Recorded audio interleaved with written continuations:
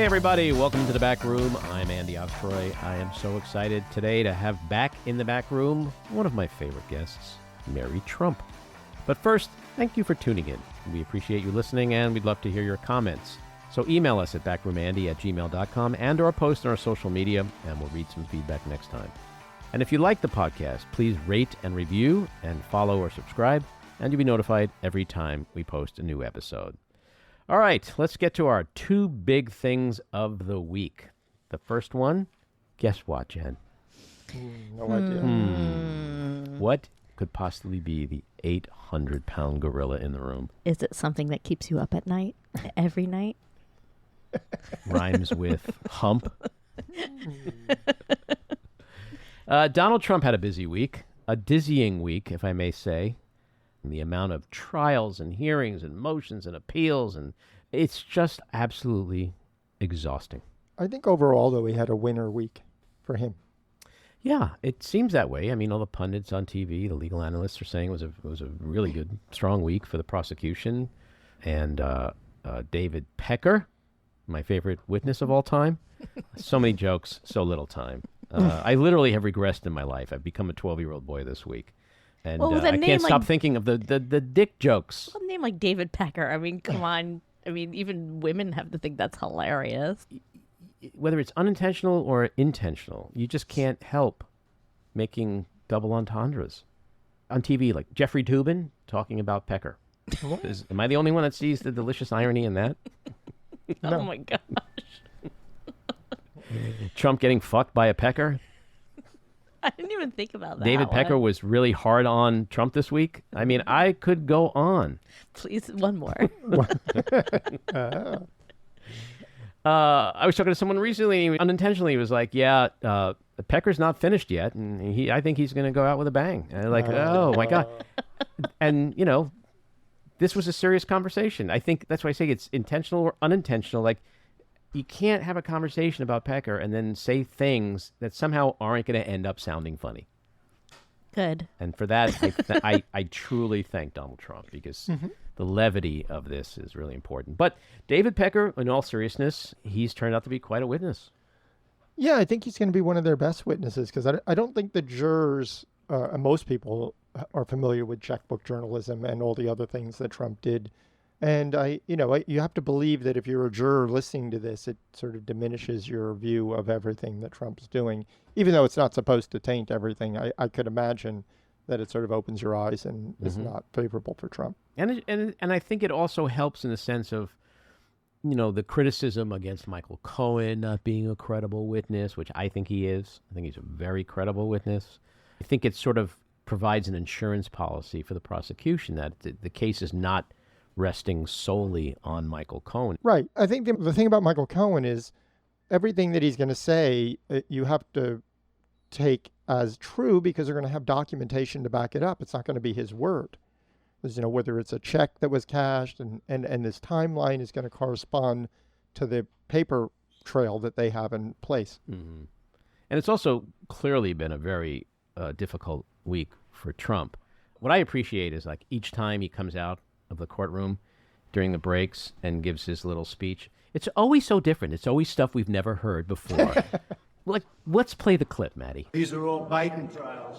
This is done as election interference. Everybody knows it. I'm here instead of being able to be in Pennsylvania and Georgia and lots of other places campaigning.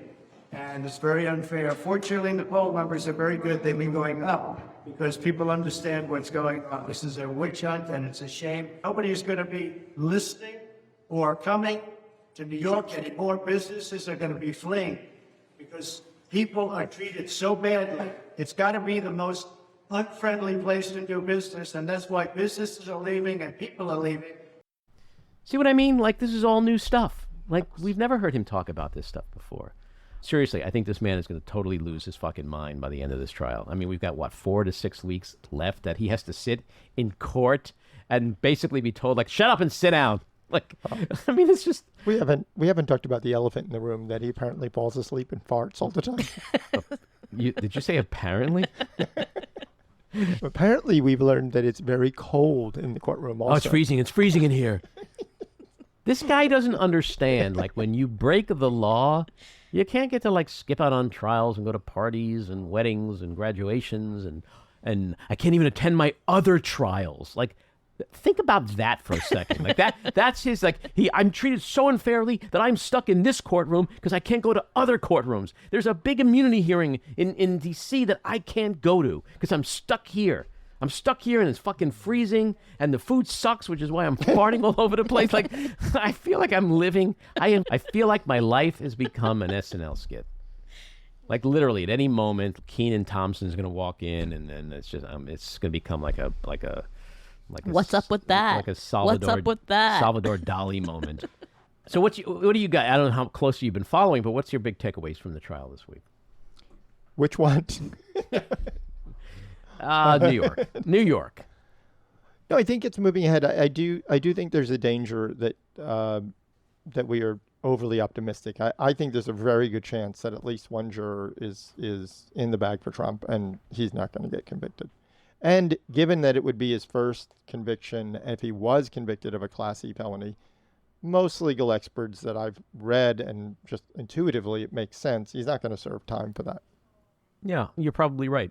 But most of the polling, including the very recent polling, indicates that among the Republicans, not the MAGAs, but the moderate Republicans and independents, he's going to lose a fuckload of votes if he's a convicted felon. And that's really what's important here to counter his strategy of constantly delaying. And that's why this particular case is so important. This trial is extremely important because we are likely going to have a convicted felon in Trump 4 months before an election. And that's going to give Biden and the Democrats a lot of room to roam. And the fact that he's in that courtroom, like the other day when he stood up and was about to leave prematurely, the judge told him to sit the fuck back down. Like, who talks to him that way? No one. No one. And this is, I think, making him unravel even more so than ever before. Who knows what his psyche is going to be like in 4 weeks, 5 weeks, the things he's going to say and do. Who knows? Are you implying that he might be more unhinged? I mean, that's a big comment. I don't think we've seen the end of Trump's insanity, of his being unhinged. Because the more you tell him no, the more he's going to want to do it. You might be right. And he doesn't care about anything. He doesn't care about anything you can do to him because he doesn't think beyond the fucking 10 seconds in front of him. You know? The other big thing this week, abortion. I fucking hate the Supreme Court justice men with a passion. Yeah, the Supreme Court's like, okay, let's decide what kind of health tragedy is really important and critical to a woman. It really depends on which organ is failing. Sure. Look, Matty. Maybe you need multiple. Not all organs are the same. You don't need all those kidneys. Exactly. You have two lungs. And Why do you livers have two grow lungs? back. Why do you have two lungs and kidneys? Exactly. So you can continue to bear children. But seriously, there was a Idaho case before the Supreme Court this week on the emergency abortion issue. And then we've seen an attempt to repeal the recently passed draconian abortion bill out in Arizona. And, you know, I still hold out that this issue of abortion and Republicans, conservatives' relentless obsession with wanting to control the uterus is going to continue to destroy them politically.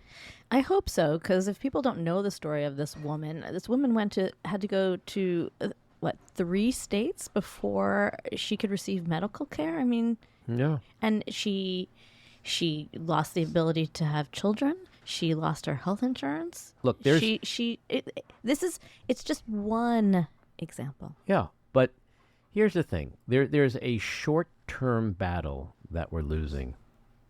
And I'm willing to lose that battle because I think we're going to be winning a much, much, much, much bigger war. And so it's like, okay, all right, sure, go ahead, do it, because November's going to come along and you're going to see how pissed off American women are. And what happens if that doesn't happen? I mean, this is so frightening. That women won't show their anger at the polls? Yes. Oh, I don't think that's possible.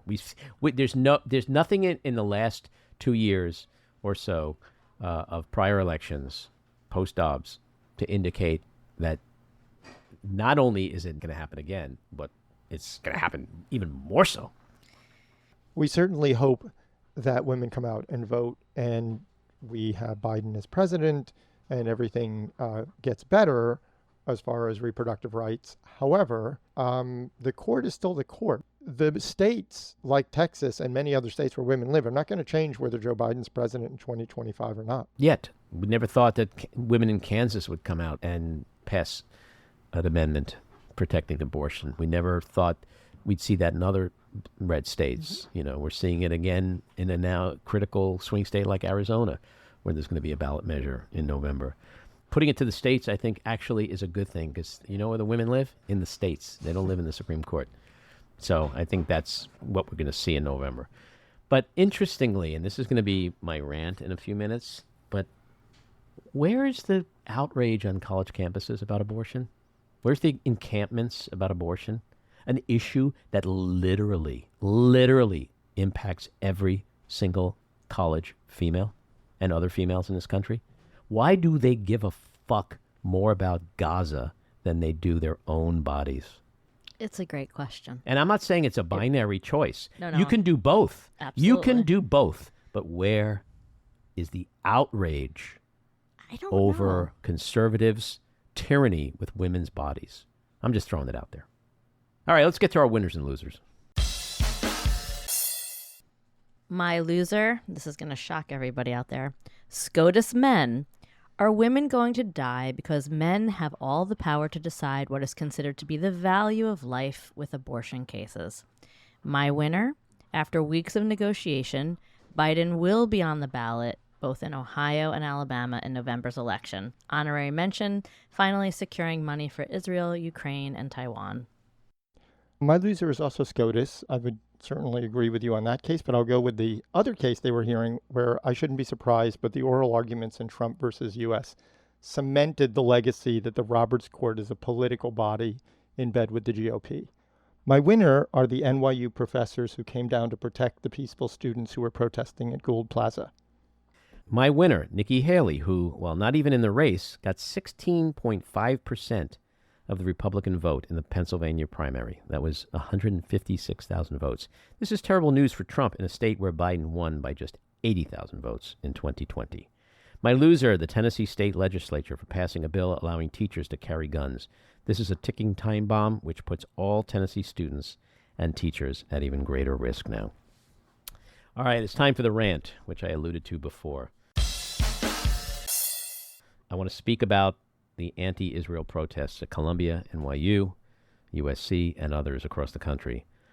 I'm all for protests. In fact, I think we need more, not less of them, on a broad range of subjects, from reproductive rights, as I mentioned, gun violence, to civil rights and voter rights. And I've said for years that I wish our young people today, our college students, would become as passionate and engaged as those in the 60s.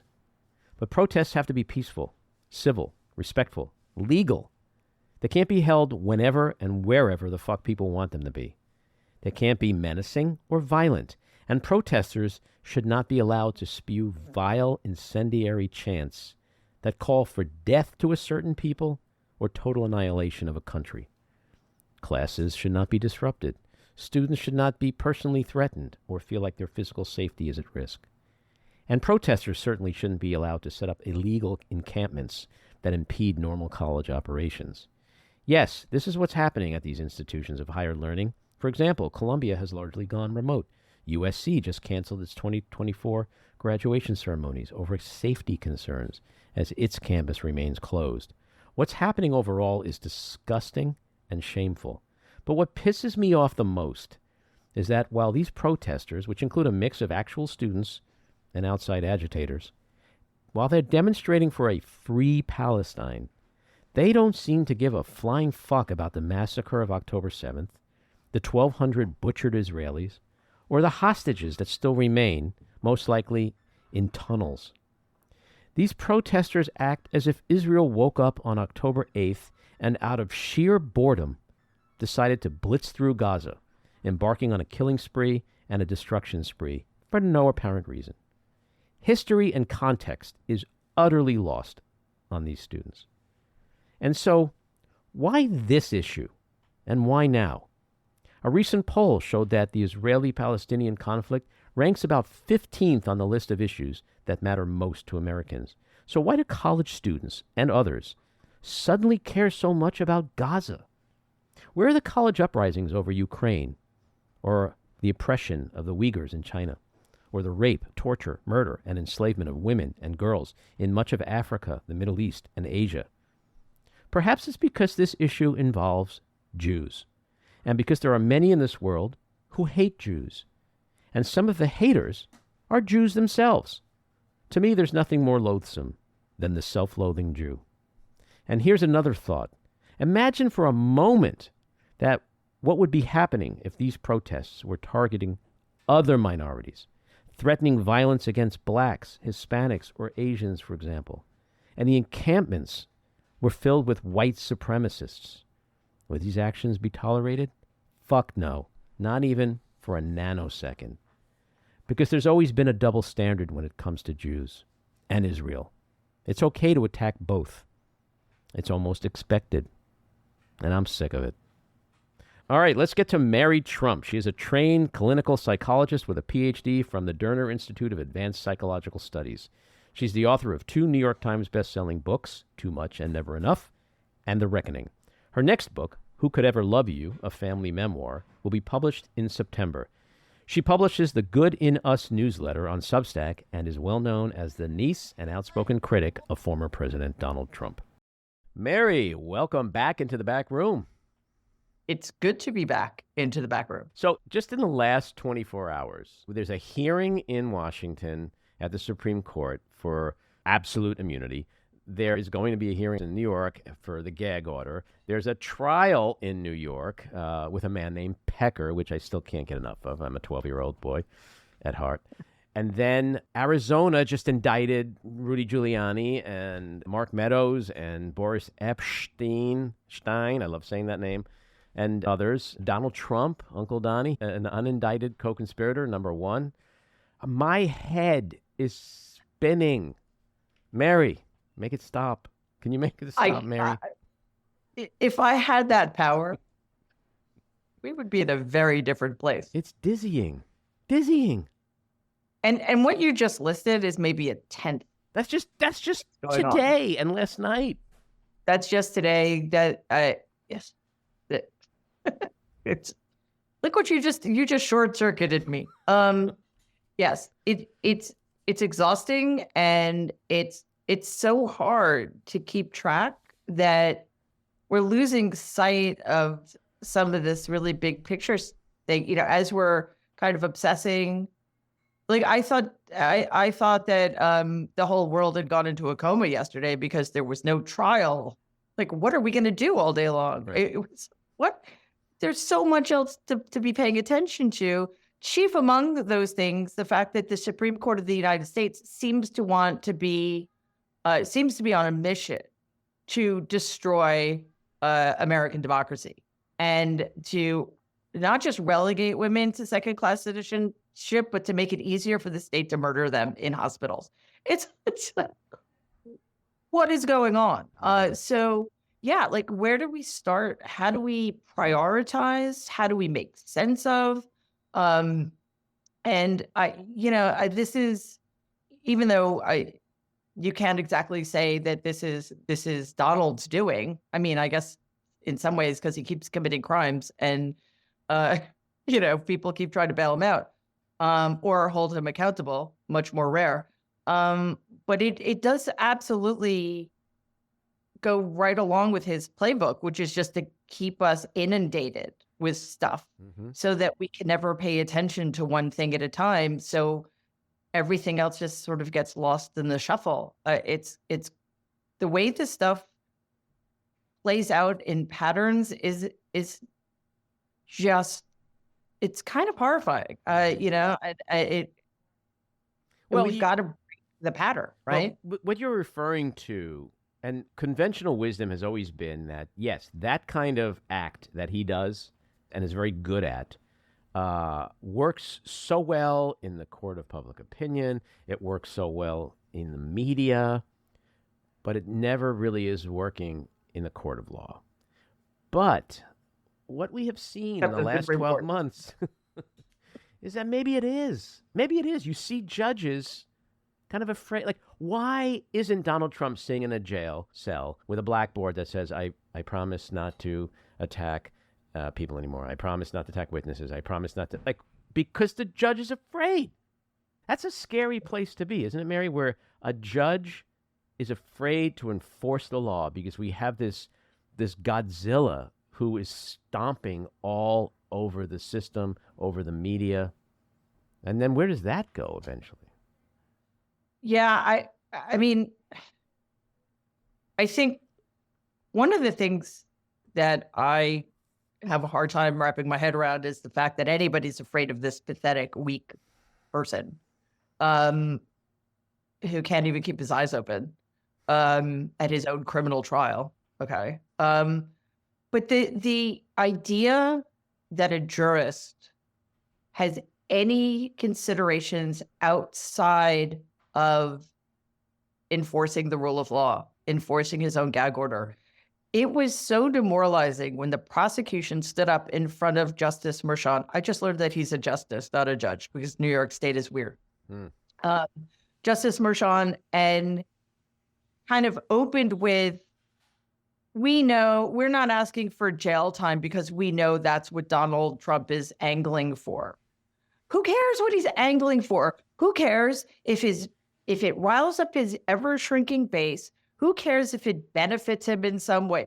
It doesn't matter. Like, all of that shit's irrelevant. And by the way, you seriously think, yes, he's angling for the martyrdom. You seriously think that guy, Mr. Hair Product and Bronzer, wants to be in a jail cell overnight without any of his products and without his cell phone?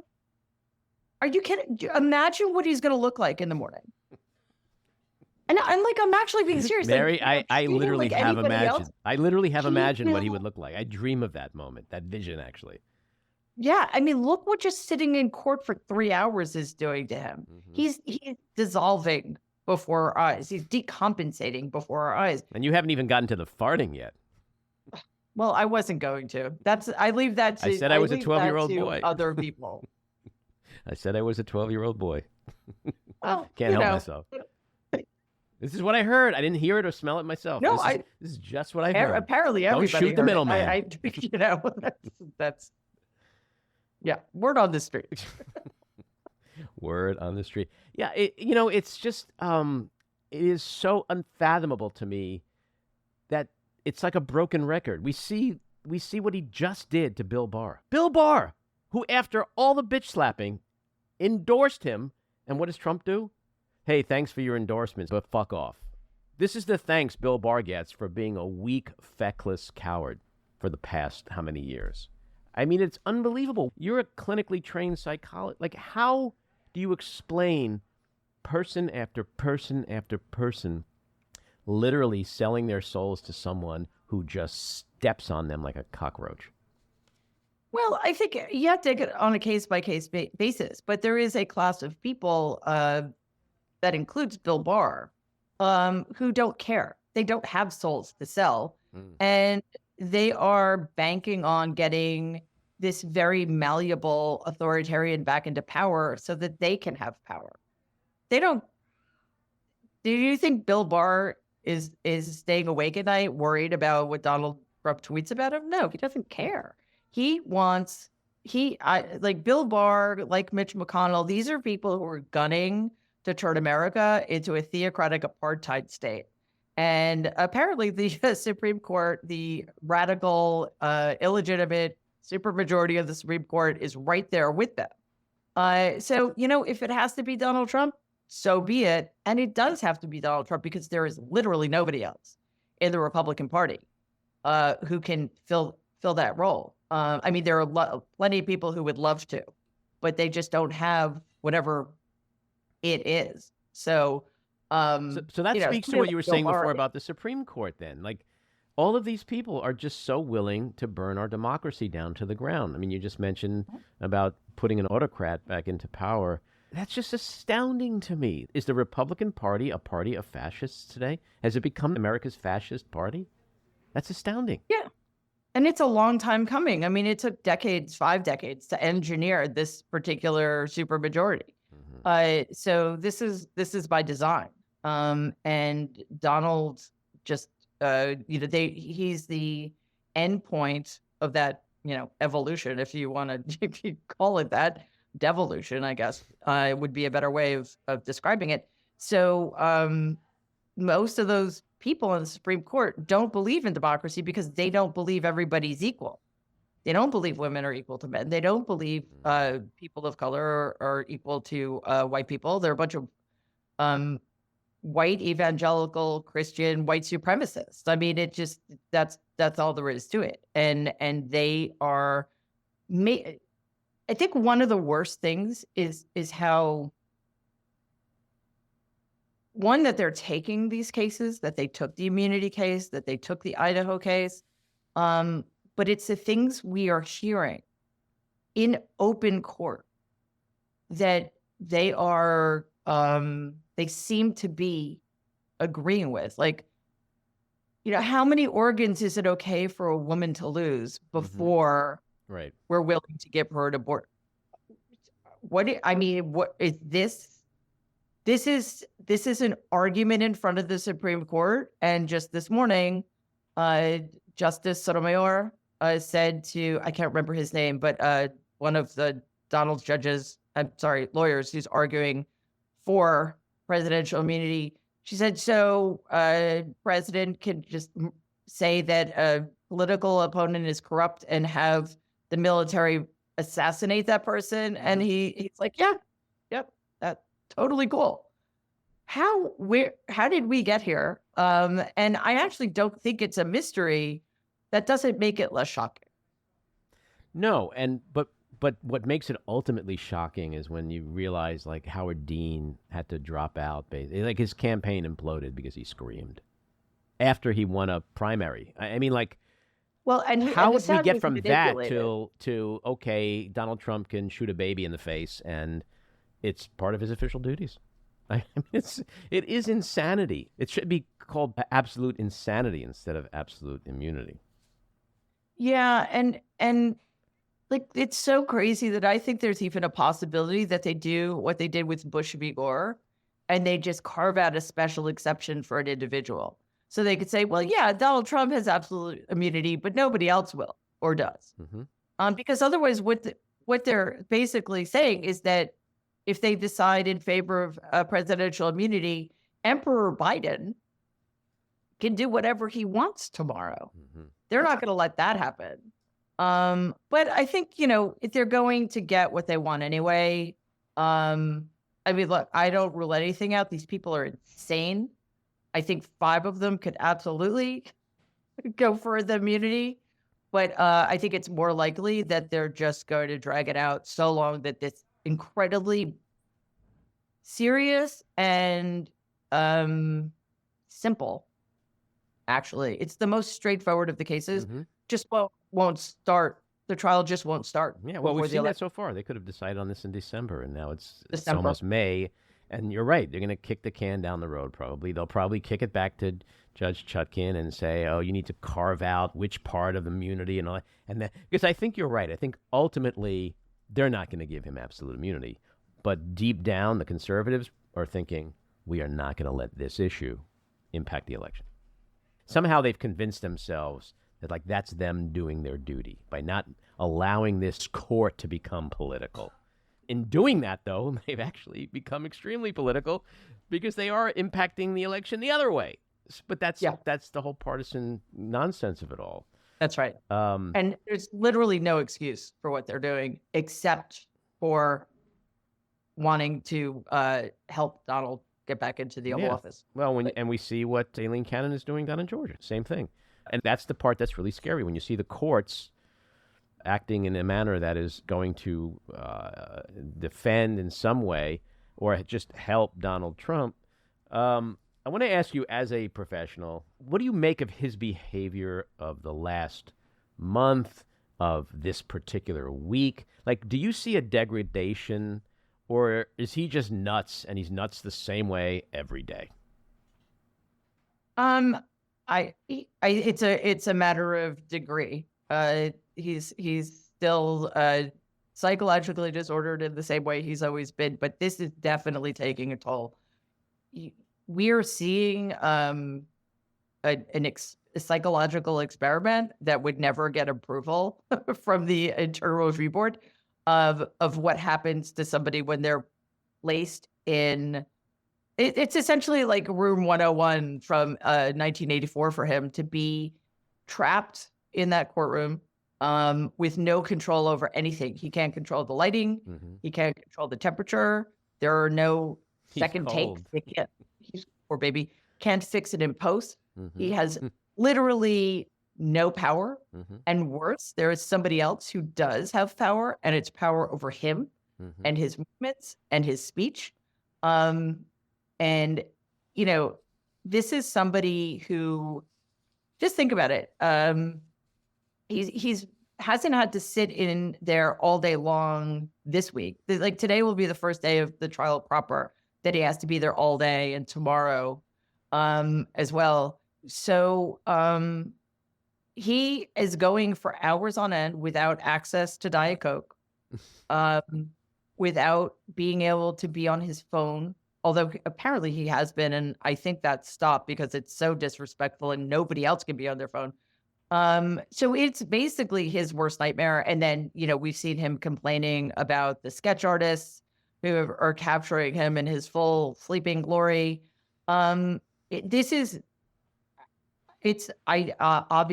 the outcome of this trial is extraordinarily important, but who knows? It's such early days. We don't know what's going to happen. It seems to be going very badly for the defense so far, but again, it's day 2 essentially. But it's watching what it's doing to him. He looks weak. He looks bad. He looks frail. He looks impotent.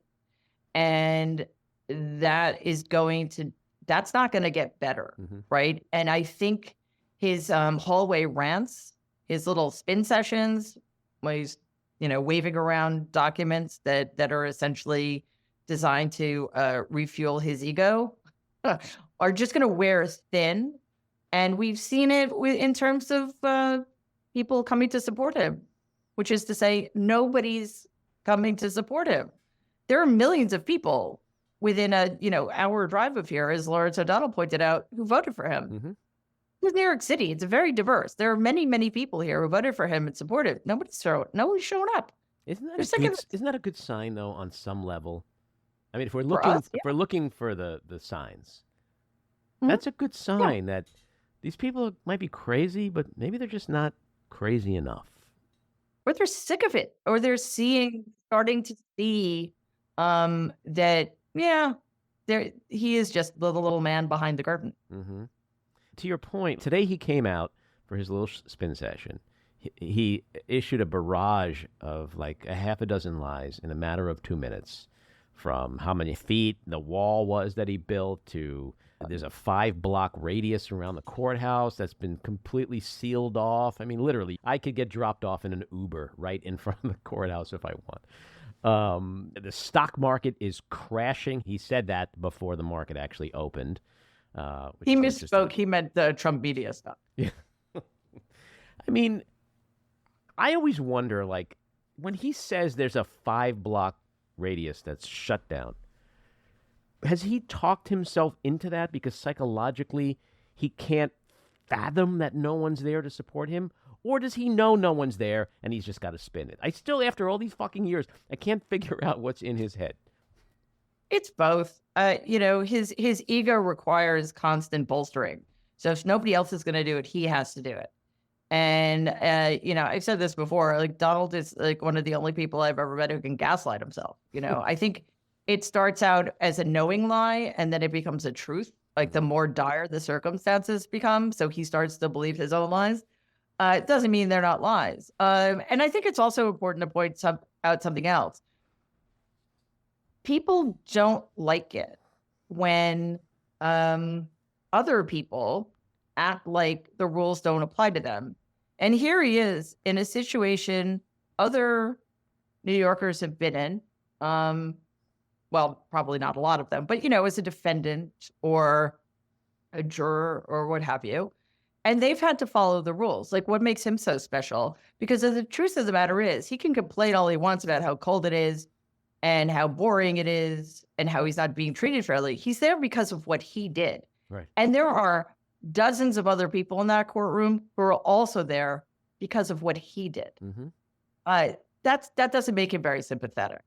No, and when he whines about that and whines it like he should be out campaigning like Biden, well, excuse me, Biden didn't break the law. He didn't get indicted. He didn't get arrested. He's not on trial. And when you're on trial, you can't get, like, my kid's dance recital is tomorrow and the judge is keeping me here. Like, because you're on trial.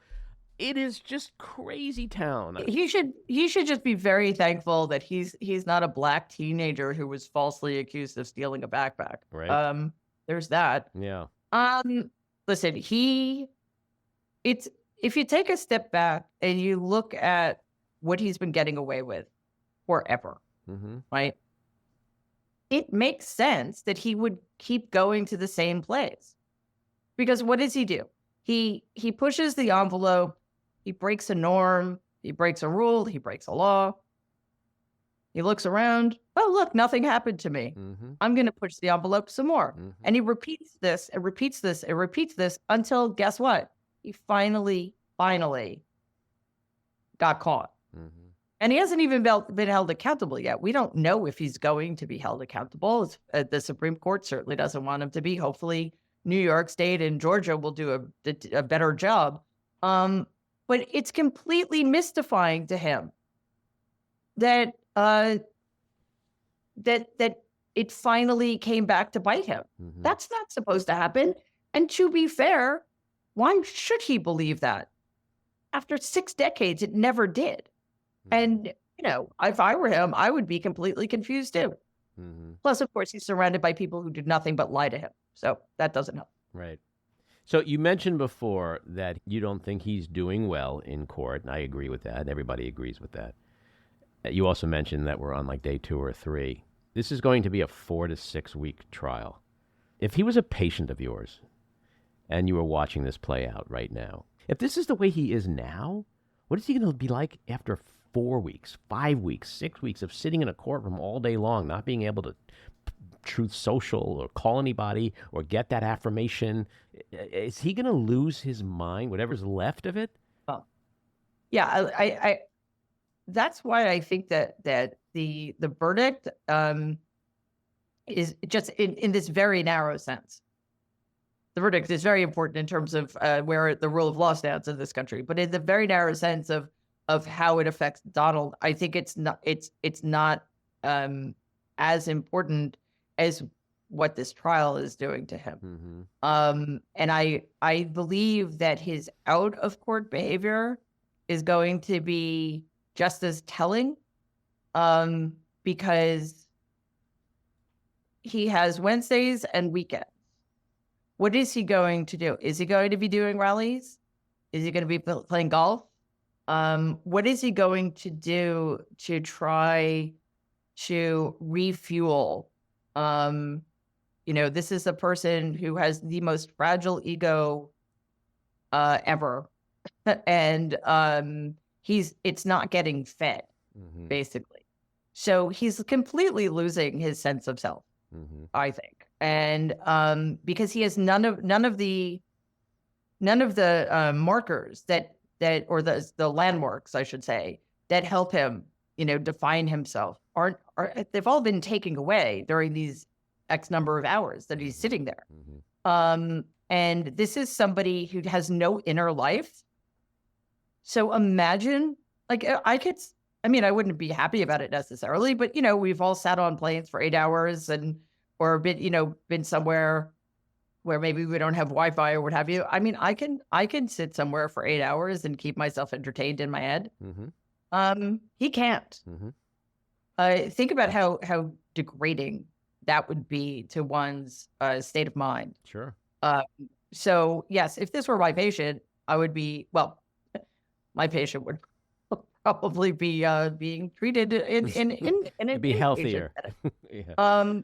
But I would think that this would be extraordinarily deleterious to that person's psychological health going forward, for sure. So the last thing, you just mentioned something a minute ago that made me think of something that I've never thought before, which I think is really important. You start talking about the verdict, potential verdict, and what it's going to mean for Trump. Like, I think we're really dealing with an unbelievable binary situation here where the verdict, if it goes one way, is going to destroy him in many ways. But if the verdict is in his favor, I think that just enables the beast and just gives him the fuel to just plow right through the rest of the system. I think it's a really dangerous situation. This verdict, people have been poo-pooing this trial for months and months and months. Mhm. It is such an important trial to me. And I wish more people would take it more seriously, and I hope the jury does. Yeah, I did not at all mean to suggest that the verdict isn't important. I just meant in terms of him, in terms of how he weathers the trial. That's going to take its toll regardless. I agree with you. I've been horrified ever since these charges were brought that people downplayed it and referred to it as a hush money trial. Like, this is an election interference trial. If it weren't for this, we wouldn't be having this conversation because Hillary Clinton would be in the middle of, or at the end of her first or second. I don't even know anymore. First term. I mean anything. No, I mean nothing. Hillary Clinton would be running for her second term right now if this hadn't happened. This is foundational to the trauma and the descent into fascism. So yes, it's sort of fitting that it's also sleazy because that's who Donald is. But that appeals to a lot of people, as we've learned, much to our horror, since 2015. Well, for those of us who are New Yorkers, since forever. But this is serious stuff. And I don't know. I mean, it's very hard to know how objective I'm being. It seems to me like the prosecution has a pretty solid case. However, this is fairly intricate law, so I don't know. And the defense is obviously doing a terrible job so far. But it's day 2. It feels like it's day 5 billion, but it's day 2. We have a long way to go. I'm just suggesting that even though a not guilty verdict, well, I don't think it's going to be a not guilty verdict. I think if worst cases, it's a hung jury. That would be terrible for sure, for all sorts of reasons. I'm not convinced, given what he's going to be going through and the toll it's going to take on him for the next 4 to 6 weeks or 8 weeks, perhaps. I'm not convinced that it's going to be enough to restore him. That's all I'm saying. No, good point. And I thought what you were talking about before was actually something I agreed with in terms of how important the verdict is and what this whole trial is going to do to him. But anyway, Mary, you've been very generous with your time as always. Love your insights. Look forward to our next chat, and thanks for coming on. All right, I'll see you at the courthouse later. Have fun down there. I'll let you know if it happens. Keep it real. Bye, Andy. This episode of The Back Room was edited and produced by me, Andy Ostroy. It was co-edited and co-produced by Matty Rosenberg and co-produced by Jen Hammoud. Our theme song was composed by Andrew Hollander, and our logo was designed by Cricket Lengyel. And special thanks to Patricia Wind. Please take a moment to rate and review the podcast, and also follow or subscribe. Until next time, keep your eyes on Washington, Hollywood, and your own backyards, and have a great week.